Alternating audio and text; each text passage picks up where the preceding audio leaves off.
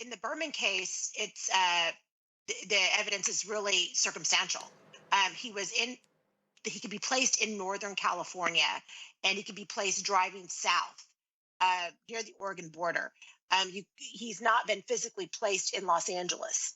But then you have the cadaver note, in addition to a letter that was found in Susan Berman's house, which had the same, it was the same handwriting, and it, in both cases, spelled the word Beverly incorrectly in the address for Beverly Hills.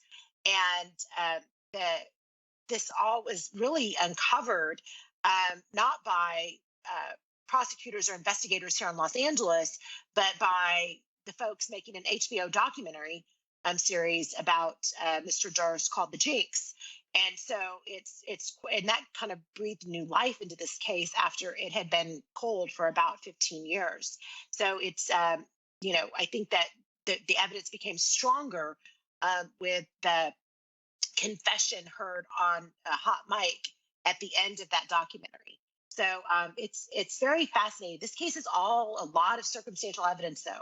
So it's going to be really a fascinating case to watch and see how it's fleshed out. And I know we're just wondering here, but one of the pieces of evidence is just so fascinating. This idea that it was Durst's handwriting, that he wrote this note, or whoever wrote the note was the one who committed the murder of Susan Berman. But why even write the note? I mean, if it was Durst, this is to both of you, why write the note? I'll let Christa go first on that one. Guilt. I think it's a consciousness of guilt. I think that she was his friend, but he was afraid of getting caught. And the argument is that she was going to reveal what she knew to prosecutors involving the disappearance of his wife back in 1980. I mean, we're talking about stuff over 40 years in time, right? But he's been friends with Susan Berman for that long. And so I think he didn't want her to stay there and not be taken care of. I think it was guilt. Fascinating to